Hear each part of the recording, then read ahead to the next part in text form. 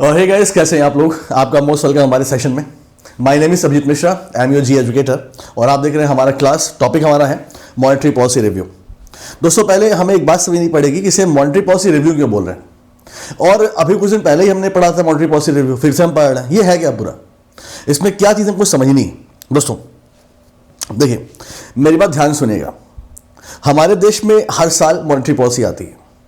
अब क्वेश्चन ये बनता है कि हर साल आती है तो कितनी बार आती है, कितनी बार हमारी पॉलिसी आती है। देखिए दोस्तों, अगर हम बात करते हैं फॉर एग्जांपल 2021-22 का फाइनेंशियल ईयर, अब ये खत्म तो हुआ नहीं।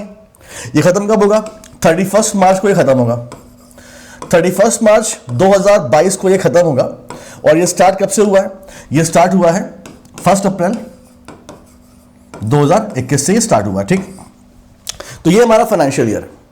तो किसी भी फाइनेंशियल ईयर में मॉनेटरी पॉलिसी टोटल 6 बार आती है, 6 टाइम आती है। ठीक है, पहली कब आई होगी? पहली आई है अप्रैल में, ठीक, फिर जून में, फिर अगस्त में, देन अक्टूबर में, देन दिसंबर में, और ये लास्ट फरवरी में जो आप यहां पे देख रहे हो। ठीक, तो यानी हम कह सकते हैं कि इस फाइनेंशियल ईयर की लास्ट पॉलिसी आप यहां पे देख पा रहे हो। ठीक है, तो मॉनेटरी पॉलिसी रिव्यू। तो दोस्तों, हमारे देश में मॉनेटरी पॉलिसी एक साल में 6 बार आती है, एक फाइनेंशियल ईयर में 6 बार आती है। और 2021-22 जो फाइनेंशियल ईयर है उसकी लास्ट पॉलिसी है। रिव्यू, रिव्यू हम क्यों बोलते हैं? रिव्यू का मतलब होता है दोस्तों कि हम प्रॉपर चेक करते हैं कि जो हमारी मॉनेटरी पॉलिसी थी पिछली बारी, उससे क्या इंपैक्ट आया, और हमारे देश में इन्फ्लेशन, ग्रोथ, डेवलपमेंट, इन सबको मेंटेन करने के लिए क्या क्या चीजें करनी चाहिए आगे भविष्य के लिए। तो मॉनेटरी पॉलिसी रिव्यू। ठीक दोस्तों, तो मैंने क्या बोला आपसे कि हमारे देश में मॉनेटरी पॉलिसी 6 बार आती है, 2 महीने एक बार आती है।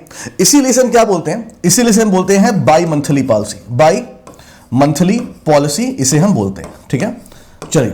तो दोस्तों, मैंने एक बात बोली आपसे, रिव्यू का मतलब क्या हुआ?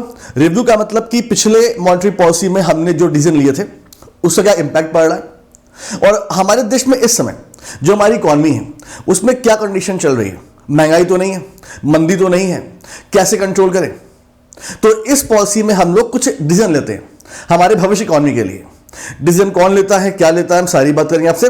तो क्वेश्चन यहां पे ये बनता है कि मॉनेटरी पॉलिसी रिव्यू में जो डिसीजन लिया जाता है वो कौन लेता है। ठीक है, देखिए दोस्तों पूरी बात। दोस्तों, तो हमारे देश में मॉनेटरी पॉलिसी रिव्यू जो होता है, रिव्यू, ठीक, ये कौन करता है? ये करती है monetary policy committee. Monetary policy committee लेती है डिसीजन कि हमारे देश में क्या हो रहा है, क्या होने वाला है, और हम किस तरह से चीजें कंट्रोल कर सकते हैं।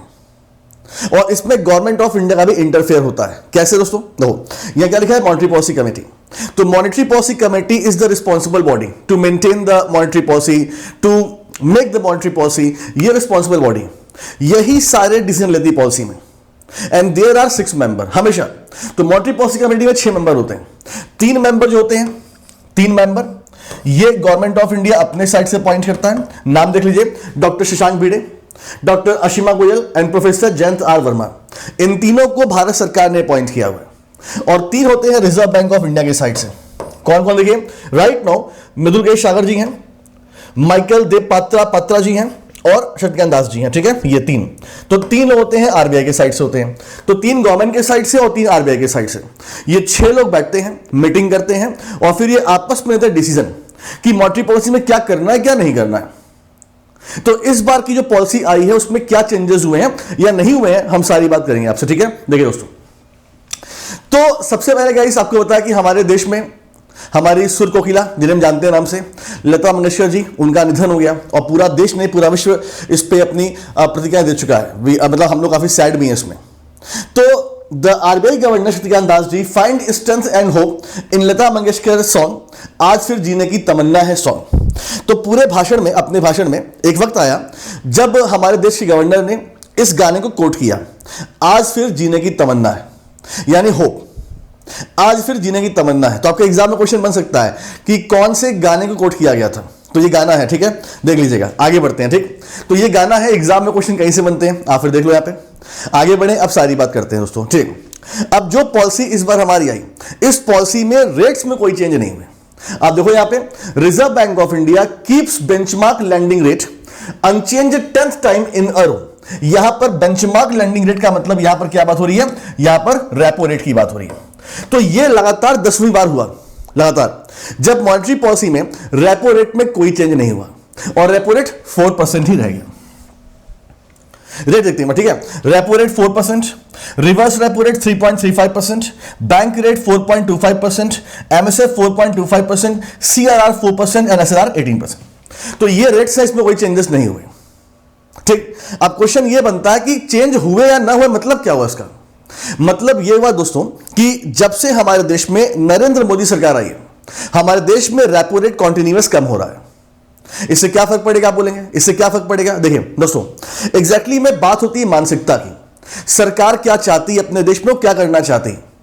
रेपो रेट सस्ता होने से क्या इफेक्ट पड़ेगा और ना होने से क्या इफेक्ट पड़ेगा, हम सारी बात करेंगे आपसे। सुना आप ध्यान से मेरी बात। देखो दोस्तों, जब मैं एमबीए कर रहा था, एमबीए बीबीएमबीए, दैट टाइम पे मुझे अच्छे से याद है रेपो रेट 7% था, रिवर्स रेपो रेट 6% था और आज ये 4% है एंड 3.35% है। ये कॉन्टिन्यूअस कम हुआ है, कॉन्टिन्यूअस। अगर आप मेरी बात नहीं मानते हो, कोई बात नहीं, आप 2014 से डेटा खोल लो पूरा, आप देखो कॉन्टिन्यूअस रेपो रेट कम हुआ है।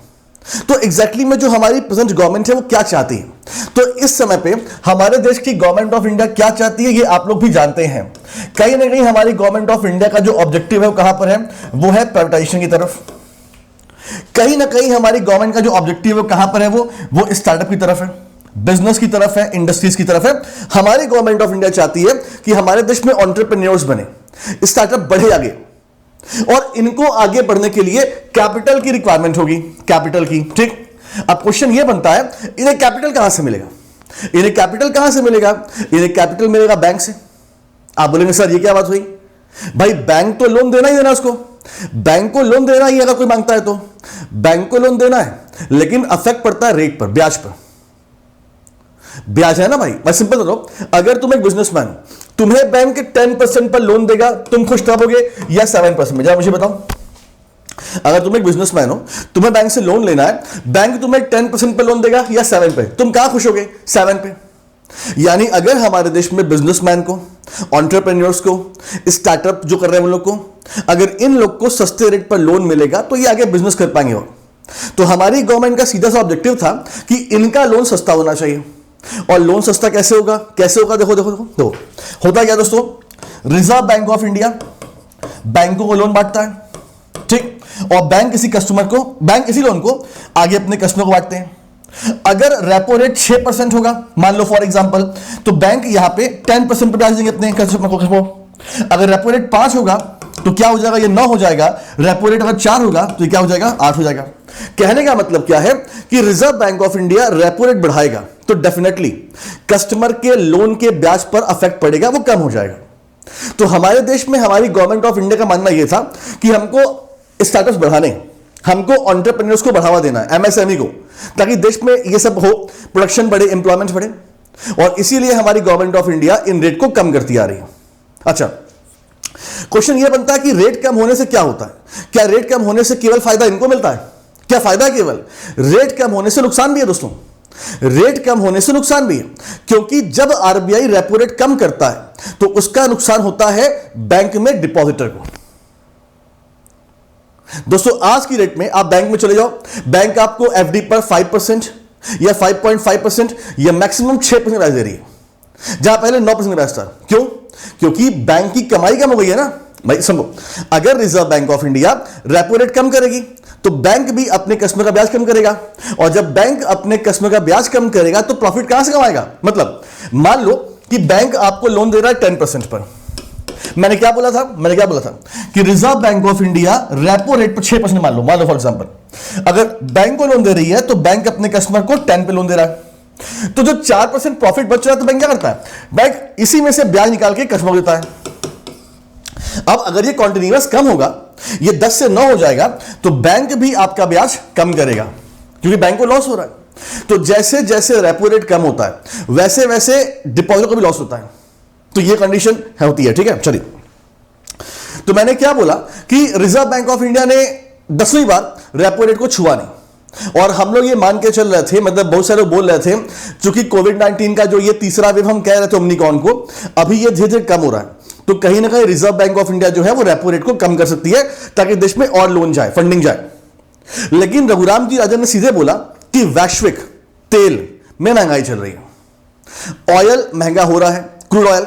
तो क्रूड ऑयल महंगा होगा अभी आगे भी, तो डीजल पेट्रोल महंगे होंगे, और डीजल पेट्रोल महंगे होंगे तो ट्रांसपोर्टेशन महंगा होगा, और ट्रांसपोर्टेशन महंगा होगा तो जो भी चीजें आप तक आ रही हैं थ्रू ट्रांसपोर्टेशन वो महंगी हो जाएंगी। और साथ ही साथ इन्होंने एक बात और बोली कि जो वेदर, ठंडी खत्म हो रही है, अभी गर्मी आएगी, बरसात आएगा, तो इनको यह नहीं पता कि बरसात कैसे होने वाली है।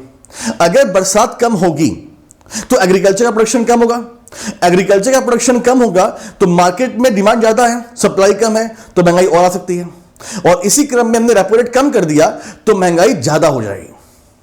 तो रघुराम जी ने साथ बोला कि ड्यू टू द वेदर, मतलब हमें वेदर की इंफॉर्मेशन आगे नहीं है, अभी हमें मिलेगी, बाद में मिलेगी। और दूसरी बात क्या है कि अभी क्रूड ऑयल के प्राइसेस बढ़ रहे हैं, तो इसको देखते हुए हम रेपो रेट कम नहीं कर पाएंगे। आप बोलेंगे सर एक बात बताइए, ये क्रूड ऑयल के प्राइस बढ़ रहे हैं तो महंगाई बढ़ेगी, तो अगर हम रेपो रेट कम कर देंगे तो क्या हो जाएगा? देखो, क्रूड ऑयल के प्राइसेस बढ़ेंगे आगे तो महंगाई बढ़ेगी, आपको क्लियर है। लेकिन रेपो रेट कम करने से महंगाई कैसे बढ़ेगी? देखो दोस्तों, अगर हम रेपो रेट कम कर देंगे, अगर हम रेपो रेट कम कर देंगे, ठीक, तो क्या होगा? लोन लेना सस्ता पड़ेगा, और जब लोन सस्ता हो जाएगा तो क्या होगा? लोग लोन की डिमांड करेंगे, लोग के पास पैसे आएंगे, और जब पैसे हमारे पास आएंगे तो उस पैसे को हम खर्च करेंगे अपने डिमांड को लेकर, जो हमारी डिमांड है। अचानक से क्या होगा? डिमांड बढ़ जाएगी, सप्लाई कम हो जाएगी और प्राइस बढ़ जाएंगे, मतलब इन्फ्लेशन। यानी रेपो रेट कम करने से हमारे देश में पैसा बढ़ेगा, और पैसा बढ़ेगा तो इन्फ्लेशन आएगा, यानी इन्फ्लेशन यहां से भी आ रहा है और वहां से भी आ रहा है, तो दिक्कत हो जाएगी, दोहरी मार पड़ जाएगी। तो रिजर्व बैंक ऑफ इंडिया ने रेपो रेट टच नहीं किया इसलिए, और सबसे मेन रेट रेपो रेट ही दोस्तों, है ना। चलिए देखिए यहां पे, तो कहने का मतलब रेट में चेंजेस नहीं हुए हैं, आपको ये याद रखना है, और आपके एग्जाम में क्वेश्चन ये बनेगा। अच्छा, अगर आपके एग्जाम अप्रैल जो आएगा उसके बाद होंगे तो डेफिनेटली आपको अगला पॉलिसी पढ़ के जाना है जो अप्रैल में आने वाला है। अप्रैल से पहले कोई एग्जाम है तो ये पढ़ना है आपको, कि मैंने क्या बोला कि हर साल अप्रैल में पॉलिसी पहली आती है। और अभी क्या है दोस्तों, अभी आप देख रहे हो अप्रैल क्या है, 2022-23 की फाइनेंशियल शुरू हो जाएगी, तो 1 अप्रैल मतलब अप्रैल से लेकर 31 मार्च चलेगा, तो अप्रैल के पहले वीक में आपकी पहली मॉनेटरी पॉलिसी आ जाएगी, तो हो सकता है डेटा वहां पे चेंज हो जाए आपका। तो अगर आपके एग्जाम अप्रैल के बाद है तो आपको ये पढ़ना है, पहले तो ये पढ़ना है आपको, ठीक है। चलिए आगे बढ़ते हैं। और क्या बोला रिजर्व बैंक ऑफ इंडिया ने? देखिए दोस्तों, रिजर्व बैंक ने और बोला क्या? रिजर्व बैंक ऑफ इंडिया ने फॉर द फाइनेंशियल ईयर 21-22, ठीक, हमारे देश की ग्रोथ रेट को 9.2% प्रोजेक्ट किया। अच्छी बात है। जो इसके पहले वाले पॉलिसी में रिजर्व बैंक ऑफ इंडिया 9.5% बोला था। मुझे पूरी उम्मीद थी कि reserve bank of India growth projection कम होगा, मुझे लगा शायद 9 हो जाए, लेकिन 9.2 अच्छा सिंबल है। यानी कि ओमिक्रॉन वायरस का जो इफेक्ट पड़ना था वो पड़ा, लेकिन उतना नहीं पड़ा। तो रिजर्व बैंक ऑफ इंडिया ने अपने ग्रोथ रेट प्रेडिक्शन में थोड़ी कमी की, पहले 9.5% था, अभी 9.2 कर दिया, ठीक है। ये देखिएगा फॉर दिस फाइनेंशियल ईयर 21-22, ठीक। अब देखिए project growth rate 7.8% for the financial year 2022-23। इसके अलावा अब जो फाइनेंशियल ईयर आने वाला है हमारा 22-23, उसके लिए भी रिजर्व बैंक ऑफ इंडिया ने अपना प्रोजेक्शन दे दिया, कितना? 7.8%। आपके दिमाग में क्वेश्चन आएगा कि सर एक बात बताइए, इस फाइनेंशियल ईयर में हमारी ग्रोथ रेट 9.2%, अगले साल 7.8%, ये कैसे हो गया? इतना कम कैसे हो गया? आपको डाउट हो रहा है ना, कम कैसे हो गया इतना? देखिए दोस्तों, बहुत सिंपल सी बात है। एग्जैक्टली में 2020-21 के फाइनेंशियल ईयर में हमारी ग्रोथ रेट माइनस में थी ड्यू टू कोविड-19। तो भाई सिंपल सी बात है, मैं आपको एग्जांपल देता हूं, ठीक है। देखो, जब बिहार में नीतीश गवर्नमेंट की सरकार बनी थी तो बिहार में जीडीपी जो था वो 15-16% चल रहा था ग्रोथ रेट। भाई जहां पर काम नहीं हुआ होगा वहां पर थोड़ा भी काम करोगे तो ग्रोथ रेट भागी ऊपर। मैं तुम्हें और एग्जांपल देता हूं, ठीक है। देखो, ये कमरा है, मान लो एक कमरा है, इस कमरे में कोई डेंटिंग पेंटिंग कुछ नहीं हुआ है, लाइट वाइट कुछ नहीं लगी है, एकदम अनफिनिश्ड कमरा है। मैं तुम्हें इस कमरे में लेकर आया, मैंने तुम्हें कमरा दिखा दिया, तुम बोले सर कोई काम ही नहीं हुआ यहां, तो मैंने कहा ठीक है, मैंने तुम्हें बाहर कर दिया, और फिर मैंने पूरे कमरे की रंगाई पुताई लाइट वाइट खूब लगा दी, मैं लेकर तुम्हें अंदर आया, तुम लोग वाह सर बहुत काम हुआ है। एक ये केस बनता है। दूसरा केस, मेरा कमरा है, अच्छा खासा बना हुआ है, सब कुछ ठीक है, बस लाइट नहीं लगी हुई है। मैं तुम्हें कमरे में लेकर आया, तुमने कमरा देखा, ठीक है ठीक है, मैं बाहर कर दिया। अब मैंने कमरे में लाइट लगा दी, मैं तुमको फिर ले एंटर किया, तो सर काम ही नहीं हुआ, यहाँ तो कुछ काम ही नहीं हुआ यहाँ पे। तो कहने का मतलब दोस्तों ये होता है, जहां पर कोई काम नहीं हुआ होता है वहां पर थोड़ा भी काम होगा ना तो जीडीपी बढ़ेगी तुम्हारी, और जहां ऑलरेडी काम हो रहा है तो वहां पे जीडीपी तुम्हारी कम रहेगी। एग्जांपल, अमेरिका की जीडीपी चलती है 2-3% या 4% या 5%। अमेरिका की जीडीपी 4 से 5 के बीच में रहती है और भारत की 7% रहती है। आप बोलते हो नहीं हो, भारत पूरे वर्ल्ड में सबसे तेज गति से बढ़ने वाली अर्थव्यवस्था है, तो उसका मतलब क्या हुआ, अमेरिका पीछे हो गया? नहीं, अमेरिका की कम क्यों है? क्योंकि अमेरिका में ऑलरेडी ग्रोथ है, वो जितना भी काम करेंगे कभी आएगा जीडीपी उनका। तो ये समझना, ठीक है। तो कहने का मतलब 7.8 ये बहुत अच्छी बात है। 2020-21 में हम माइनस में थे, तो थोड़ा भी हम काम करेंगे तो जीडीपी हमारी बढ़ेगी बढ़ेगी। तो इस साल हमने कवर अप कर लिया तो अगले साल कम हो जाएगा 7.8, ठीक। और देखो इन्फ्लेशन का मतलब, इन्फ्लेशन महंगाई को कैलकुलेट करता है कंज्यूमर प्राइस इंडेक्स, सीपीआई। तो हमारे देश में फाइनेंशियल ईयर, मतलब ये जो हमारा चल रहा है उसके लिए रिजर्व बैंक ऑफ इंडिया ने 5.3% बोला है। ये 5.3 लास्ट टाइम भी था, तो मतलब इसमें चेंज नहीं हुआ है हमारा, ठीक है।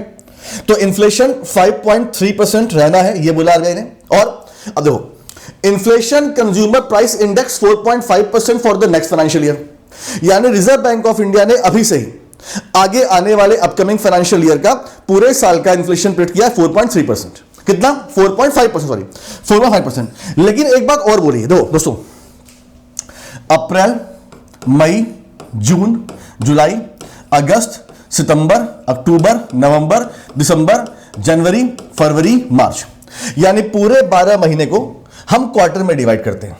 क्वार्टर मतलब अप्रैल मई जून पहला क्वार्टर, जून जुलाई, अप्रैल मई जून पहला क्वार्टर, जुलाई सितंबर दूसरा क्वार्टर, अक्टूबर नवंबर दिसंबर तीसरा क्वार्टर, एंड जनवरी फरवरी मार्च चौथा क्वार्टर। पहला क्वार्टर, दूसरा क्वार्टर, तीसरा क्वार्टर, चौथा क्वार्टर, ठीक है।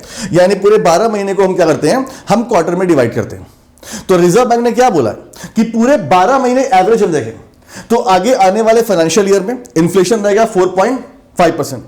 लेकिन अगर हम बात करते हैं क्वार्टर वन की, क्वार्टर वन ये, ठीक, तो क्वार्टर वन में इन्फ्लेशन रहेगा कितना? 4.9%, ठीक। एंड क्वार्टर टू में 5%। उसके बाद क्वार्टर 3 से ये कम हो जाएगा और एवरेज 4.5% आएगा। तो क्वार्टर पर भी एग्जाम में क्वेश्चन बनते हैं।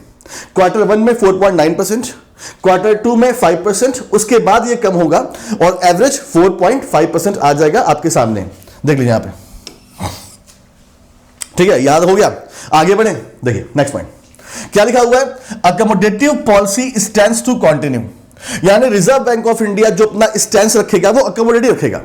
ये क्या मतलब है? देखिए, कोविड-19 आने से पहले हमारे देश में रिजर्व बैंक ऑफ इंडिया का स्टैंड था टुवर्ड्स द इकोनॉमी न्यूट्रल, अभी क्या है? अकोमोडेटिव। इसका मतलब क्या हुआ?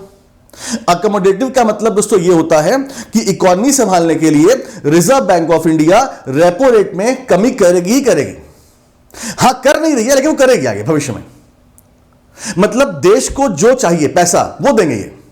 कैसे?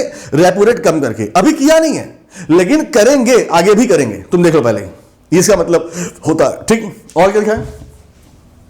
RBI has also hike for inflow, मतलब देश के अंदर पैसा आ रहा है, ठीक है, inflow, under the voluntary retention scheme to 2.5 lakh crore rupees from the rupees 1.5 lakh crore rupees. ये है क्या? क्या लिखा है? Voluntary retention scheme. दोस्तों एग्जैक्टली मैं आपको पता है कि हमारे देश में विदेशी मुद्रा भंडार कहां से आता है। पहला हमारे एक्सपोर्ट से आता है, जो हम एक्सपोर्ट करते हैं। दूसरा, हमारे देश में जो एफडीआई होती है और एफआईआई होते हैं, मतलब फॉरेन कंपनीज जो हमारे देश में पैसा लगाते हैं। तो गाइस, हमारे देश में जो पैसा लगाने आते हैं उसमें क्या होता है गाइस? उसमें ऐसा होता है, जैसे मुझे एक्सप्लेन करना पड़ेगा। देखिए, हमारे देश में एक होता है एफडीआई और एक होता है एफपीआई, जिसको पहले आप लोग क्या बोलते थे? एफआईआई बोलते थे। अब क्या होता है? एफपीआई होता है, फॉरेन पोर्टफोलियो इन्वेस्टर बोलते हैं, फॉरेन पोर्टफोलियो इन्वेस्टर। तो जब भी हम वॉलंटरी रिटेंशन स्कीम की बात करेंगे या रूट की बात करेंगे, हम इनकी बात करेंगे। तो हमारी भारत सरकार ने पहले, हमारे रिजर्व बैंक ऑफ इंडिया ने पहले नियम बनाया था कि फॉरेन पोर्टफोलियो वाली कंपनी जो है वो हमारे देश में निवेश कर सकती हैं, लेकिन कितना? 1.5 था ना, एक मिनट, 1.5, हाँ 1.5 lakh crore rupees through the voluntary retention scheme. इसको इंक्रीज कर दिया गया है 2.5 लाख करोड़ रुपीस। ठीक है, तो आप बोलेंगे सर एक बात बताइए, फॉरेन का पैसा देश में आना अच्छी बात है ना, फॉरेन का पैसा देश में आना अच्छी बात है, दिक्कत क्या है, क्यों हमने इसमें लिमिट लगाई हुई है? दोस्तों ऐसा है ना, देखो ये जो पैसा आता है ना वॉलेंट्री रिटेंशन स्कीम का, ये पैसा कहां आता है? हमारे देश में हमारी गवर्नमेंट सिक्योरिटीज में, हमारे देश में हमारी गवर्नमेंट सिक्योरिटीज में। इसका मतलब क्या हुआ? देखो पैसा निवेश कहां होता है? सैमसंग इंडिया में आई, सैमसंग ने नोएडा में जमीन खरीदी, फैक्ट्री लगाई, एक निवेश ये हो गया। ठीक, एप्पल इंडिया में आई, एप्पल ने मुकेश अंबानी कंपनी पैसा लगाया, एक बात ये हो गई। लेकिन तीसरी कंपनी है जो हमारे देश में आ रही है और हमारी गवर्नमेंट सिक्योरिटी से लगा रही है, यानी इनडायरेक्टली वो हमारे गवर्नमेंट को उधार दे रही है। समझे मेरी बात को? तो गवर्नमेंट सिक्योरिटी काफी सेफ होती है। गवर्नमेंट का मानना यह है कि गवर्नमेंट सिक्योरिटी में निवेश करने का मौका सबको मिलना चाहिए, सबको मिलना चाहिए, आपको भी हमको भी। और अगर फॉरेन कंपनी ने सारा निवेश कर दिया तो किसी और को मौका नहीं मिला, क्योंकि ये सेफ होता है, अच्छा ब्याज होता है, तो लिमिट हमने लगाई है कि फॉरेन पोर्टफोलियो इन्वेस्टर जो हैं वो इतना पैसा ही निवेश कर सकते हैं केवल। तो रिजर्व बैंक ऑफ इंडिया ने बढ़ा दिया। इससे फायदा क्या मिलेगा? इससे फायदा यह मिलेगा कि एफपीआई और पैसा निवेश कर सकती है, तो कहीं ना कहीं हमारे देश में विदेशी मुद्रा भंडार बढ़ेगा। आप बोलेंगे सर इससे नुकसान यह हुआ कि जो नॉर्मल कस्टमर है वो पैसे नहीं लगा पाएंगे। ठीक है, अभी हमें देश की डिमांड हमारे कि हमारे पास विदेशी मुद्रा भंडार होना चाहिए, तो किया आरबीआई ने। ठीक है, चलो आगे बढ़ते हैं और देखते कौन से पॉइंट हमारे पास है। अच्छा, यहां क्या लिखा होगा? यहां पे reserve bank of India extend by 3 month on tap liquidity facility of ₹50,000 crore for the health care and the contact intensive sector till June 30, 2022। अच्छा, इसका मतलब क्या है? जून 2022, 30 जून, रिजर्व बैंक ऑफ इंडिया ने 30 जून 2022 तक की लिमिट रखी है। इसका मतलब क्या हुआ? हमारे देश में दोस्तों कोविड-19 जब आया है, ठीक, तो इससे जो अफेक्ट पड़ा है वो हमारे देश में सबसे ऊपर पड़ा है एमएसएमई पर। क्या लिखा है? कॉन्टैक्ट इंटेंसिव सेक्टर, यानी ऐसे सेक्टर जिनका कोविड-19 पर सबसे ज्यादा अफेक्ट पड़ा है उनको, और हेल्थ केयर को। दोस्तों मतलब सुनो मेरी बात, देखो कहने का मतलब हेल्थ केयर, एक हॉस्पिटल है, अगर इसके पास पैसे नहीं होंगे तो ये मेडिसिन खरीद नहीं पाएगा, कोविड-19 वैक्सीन खरीद नहीं पाएगा, ऑक्सीजन खरीद नहीं पाएगा, और जो ये आपके बेड्स होते हैं वाले वो खरीद नहीं पाएगा। लेकिन अगर इसको हम पैसे दे देंगे तो ये सब खरीद सकता है, और जब ये सब खरीद लेगा तो हमारे देश में हेल्थ केयर बढ़िया हो जाएगा। सिंपल सा मतलब है ना। तो अगर हेल्थ केयर को हम पैसा दे देंगे तो हमारे हेल्थ केयर स्ट्रांग हो जाएंगे, पहली बात। दूसरी बात, कॉन्टैक्ट इंटेंसिव सेक्टर, इसका मतलब क्या हुआ? हमारे देश में ऐसे सेक्टर्स जो कोविड-19 से अफेक्टेड है, जैसे एमएसएमई हो गया, या सिनेमा हॉल वाले हो गए, मॉल वाले, कॉम्प्लेक्स वाले, जिनको लॉस हुआ है, तो उनको भी लॉस में हेल्प करने के लिए हम लोन देंगे। कितना? 50,000 करोड़ रुपए। तो रिजर्व बैंक ऑफ इंडिया ने एक फंड बना दिया 50,000 करोड़ रुपए का, और क्या बोला कि इस फंड को हम आगे बढ़ा रहे हैं, यानी जिन लोग को अभी तक पैसा नहीं मिला वो आकर पैसा ले लें, हमसे नहीं, बैंक से। ये पैसा हम बैंकों को देंगे, बैंक आगे बढ़ाएंगे पैसा। 50,000 करोड़ रुपए पैसा और दिएंगे। ठीक है, देख लीजिए यहां पे, तो एक पॉइंट हमारा दोस्तों। ठीक, चलिए और देखिए यहां पे नेक्स्ट पॉइंट क्या लिखा है? E rupee digital voucher cap raised from the ₹10,000 to ₹1,00,000। E rupee दोस्तों आपको याद होगा 2021 में हमारी गवर्नमेंट ऑफ इंडिया ने, बेसिकली नरेंद्र मोदी जी ने ई रूपी लॉन्च किया था। ई रूपी, ये क्या है दोस्तों? ई रूपी देखिए दोस्तों, डिजिटल वाउचर का मतलब क्या होता है? जैसे मुझे अमेजन से काफी वाउचर्स मिलते हैं, मुझे गिफ्ट कार्ड टाइप के वाउचर्स, जिसे मैं रिडीम कराता हूं और मुझे पैसे मिलते हैं। अभी मेरी मैरिज एनिवर्सरी थी, तो अनअकैडमी की तरफ से मुझे एक अच्छा खासा गिफ्ट वाउचर दिया गया, होटल ताज का, ठीक है, दिया गया। तो मैं ताज में गया, मैंने डिनर बुक किया, और वो कार्ड नंबर था मैंने दिया, और अपने आप क्या हुआ, मेरा पैसा रिडीम हो गया। वाउचर्स तो होता क्या है दोस्तों कि भारत सरकार की योजनाएं हैं, फॉर एग्जाम्पल प्रधानमंत्री जन आरोग्य योजना। तो अगर किसी पर्सन को ये पैसा चाहिए तो गवर्नमेंट ऑफ इंडिया को कैश नहीं दे रही है, गवर्नमेंट ऑफ इंडिया को वाउचर दे रही है। वाउचर आप जाइए दीजिए हॉस्पिटल में, आपका काम हो जाएगा। लेकिन अभी ये वाउचर केवल 10,000 रुपए का था, इसको बढ़ाकर 1 लाख कर दिया गया है। भाई हो सकता है ना किसी इंसान का क्रिटिकल प्रॉब्लम हो, उसके ऑपरेशन में 20 लाख, उसके ऑपरेशन में 20,000 50,000 लग रहे हो, 1 लाख लग रहे हो, तो वाउचर कम पड़ रहा था, तो वाउचर की लिमिट को बढ़ा के 1 लाख कर दिया गया। ठीक है, पहला पॉइंट। अब देखिए नेक्स्ट पॉइंट क्या है, NACH mandate limit for trade receivable discounting system settlement from ₹1 crore at present to ₹3 crore for the MSME। ये काफी अच्छा पॉइंट है, यानी MSME के लिए NACH की लिमिट बढ़ाकर 3 करोड़ कर दी गई है। लेकिन ये ट्रेड क्या, ये देखना पड़ेगा। हाँ देखो दोस्तों, थोड़ा हमें समझना पड़ेगा क्या मतलब है इसका। देखो पहले हमें TREDS प्लेटफॉर्म समझना पड़ेगा, ये है क्या एग्जैक्टली में। ठीक है, ये है क्या, देखो दोस्तों, ट्रेड प्लेटफॉर्म एक ऐसा प्लेटफॉर्म है जहां से कोई MSME लोन लेती है। कैसे दोस्तों, कोई MSME है, इसने मान लो किसी कंपनी को XYZ को कोई सामान बना के बेचा, मान लो फॉर एग्जांपल ये मार्कर। तो इस MSME ने ये मार्कर जो है ये बनाकर बेचा एक्स कंपनी को। कंपनी ने बोला कि पैसा हम तुमको देंगे लेकिन अभी नहीं दे पाएंगे, पैसा हम तुमको 1 हफ्ते बाद देंगे, लेकिन तुम एक काम करो, हमसे तुम इनवाइस ले लो। इनवाइस का मतलब होता है प्रूफ कि हाँ इस कंपनी ने MSME ने हमें ये सामान बेचा है और हम इनको पैसा देंगे। अमाउंट यहां पे लिखा रहेगा। ठीक, अब 1 हफ्ते के बाद पैसा मिलने वाला MSME को, लेकिन MSME को पैसे की नीड तुरंत है। तो MSME जाएगी इस प्लेटफॉर्म पर, इनवाइस दिखाएगी और यहां पर कोई ना कोई कंपनीज होती हैं जो इस इनवाइस के बेस पर इनको लोन दे देगी। ठीक दोस्तों, अब ये NACH का मतलब क्या हुआ, national automated clearing house, national automated clearing house. ठीक, ये इसका मतलब होता है। तो NACH का मतलब क्या हुआ दोस्तों, आप लोग ऑटो डेबिट समझते हो, ऑटो डेबिट ऑटो क्रेडिट समझते हो। देखो दोस्तों होता क्या है ना, पहले क्या था दोस्तों, पहले क्या था कि ये कंपनियां क्या हैं, ये कंपनियां आपने यहां पे इनवॉइस दिखाया, अब ये कंपनी अपने अकाउंट को ओपन करेंगे, अकाउंट में आपका अकाउंट नंबर डालेंगे, फिर पैसे आपको भेजेंगे। तो NACH से 3 करोड़ रुपए कर दिया गया। इसका मतलब क्या हुआ, इसका मतलब अगर पेमेंट 3 करोड़ रुपए तक का होगा तो इस कंपनी को आपका अकाउंट नंबर नहीं चाहिए, अपने आप पैसा कटेगा और अकाउंट में चला जाएगा NACH। जैसे नहीं यार, किसी कंपनी की सैलरी आती है हमारे अकाउंट में, ऑटोमेटिक आती है, ऑटो डेबिट ऑटो क्रेडिट, ये वही बात हो रही है। तो कहने का मतलब कि अगर कोई पेमेंट 3 करोड़ रुपए का है और MSME ने उसका इनवाइस लगाया तो अपने आप पैसा यहां से कटेगा और यहां पहुंच जाएगा। तो ये बोला गया है, ये अच्छी बात है ये। ठीक है, और देखिए क्या पॉइंट हमारे पास है, और लास्ट पॉइंट है अकोमोडेटिव। तो ये तो हो गया हमारा। ठीक है दोस्तों, चलो तो ये थी हमारी पॉलिसी का रिव्यू जो हमने आपको दिया यहाँ पे। और दोस्तों आप देख लो यहाँ पे अनअकैडमी कॉन्टिन्यूअस बैचेस लाइव हो रहा है, ये सारे बैच करने हैं आपको। अगर आपको लेना है तो अनअकैडमी पर एडमिशन आप ले सकते हैं। एडमिशन लेने के लिए दोस्तों क्या करना पड़ेगा आपको, देखो आपके सामने 2 ऑप्शन है, प्लस के और आइकॉनिक के। आप ध्यान से देख लो अपना कोई भी चीज।